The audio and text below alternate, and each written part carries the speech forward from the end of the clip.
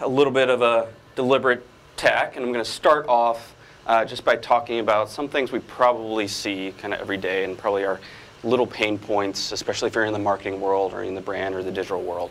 So I want to talk about, when you look at a campaign, what are the little pain points that we start out with? I want to start with a couple examples where I want to get into why I want to talk about this. So inspired by a really wonderful kind of digital strategist. He kind of wrote the book on GA years ago. He still writes prolifically. He's a pretty inspiring guy for me. So I saw this ad, childhood obesity, right against the McDonald's. Why does this suck? Because you don't see your context. You need to spend time on thinking about how your brand shows up. For every customer and every context, you need to show up every time. So that's a quick example. It's not great. All right, let's dig into why. I get emails all the time from Expedia. I get 2 a day. It's spammed with them. One interesting thing is it clips every single time. And let's use some past behavior. If I'm prolific, if I'm thinking logically, if I'm using your brand a lot, why are you spamming me with all these initiatives? And do you know what's not included in this clipped email? Is the ability to unsubscribe. I have to click 3 different times and go to a different page in order to unsubscribe from this. It's not great. My wife, she loves The RealReal. She gets great brands from that. Same with Nordstrom. Also gets a ton of email campaigns like every day about these amazing offers, these great things. You know, it's kind of exhausting. It's a little exhausting for her. It's exhausting for me when I look over her shoulder and I see the about 800 things in her inbox, and that red dot drives me crazy. But she's a loyal customer. What, instead of the kind of email campaign and the team thinking about how they can connect, maybe get one more sale, get one more interaction, let's send slightly fewer emails. Let's do some personalized offers. They know, you should know your buying behavior of your clients, so let's have some empathy maybe, send one less email, direct it to the brand that she really loves. It's not necessarily bad or egregious. You're meeting the customer where they are. And exclusivity is a hard thing to grasp. The minute you start pushing a little bit more, kind of goes away. The empathy goes away. It's very fickle. And the patience from your customers is really finite. You got to be careful. So why am I talking about these, harping on these little ads that probably are minute and bad? I mean, think about it. Like, this is a basic marketing team. You've got all these people, different departments, and all of this other stuff. This is a beautiful org chart from Disney that I just love. It's just beautiful, but painful to look at. And you think about how the story zigzagged across everything and how they build a brand. Nothing's getting easier. Things are getting more complicated. You have more touch points that are occurring with your customer at any given point in time. And so how did we get here, and how did we have these tough brands that are making these rough decisions, and they're having all these billion touch points with our brands, and how do we figure this down and make this into a finite brand? I'm thinking about Google and Microsoft. They run really great programs. They have really great teams. But you know what? Each of those teams that are communicating with me, and each of these groups that are doing this communication, they're optimizing for themselves. They're optimizing for their department. And so from interactions, from thought, a great way to do this, there needs to be a shift in focus, not only for marketing teams, but any team that is communicating with your customers. About 52% of customers these days, compared to 10 years ago, have 4 or more touch points with a brand before they make a purchase.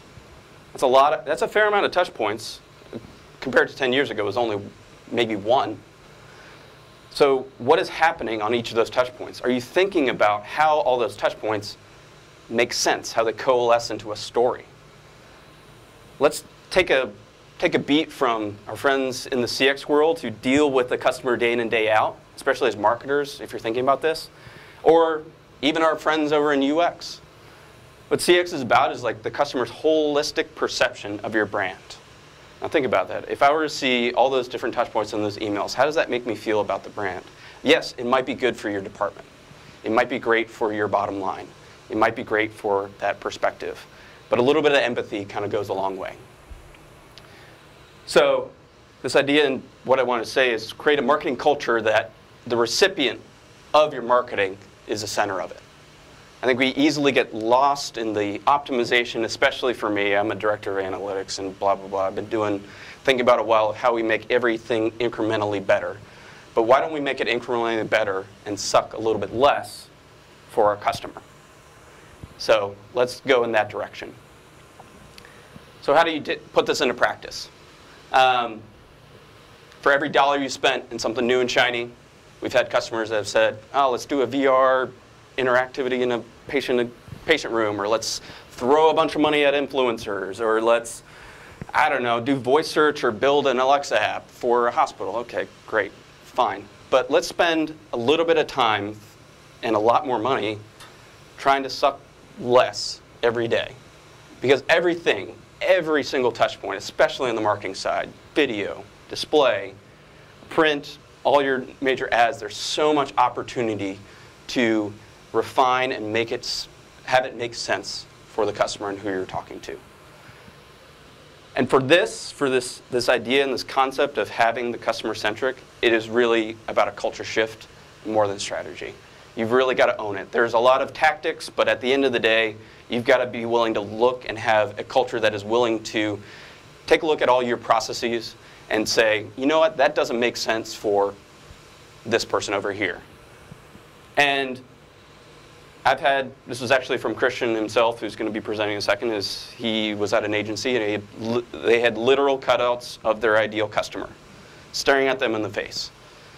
And you try to implement a strategy, I want you to look that cutout in the eye and say, does that make sense, or does that help them feel better about your brand? So maybe employ that.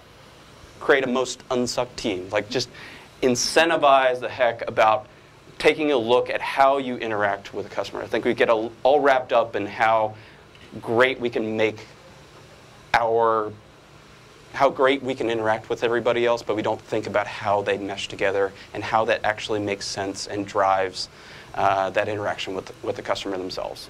I think the last thing is a thing I wanted to talk about, which is a CX principle that one of the heads of Accenture was talking about and leads a strategy group there, is that instead of doing journey mapping, I think those in the marketing world are familiar with that, or the UX world, is to think about expectation mapping.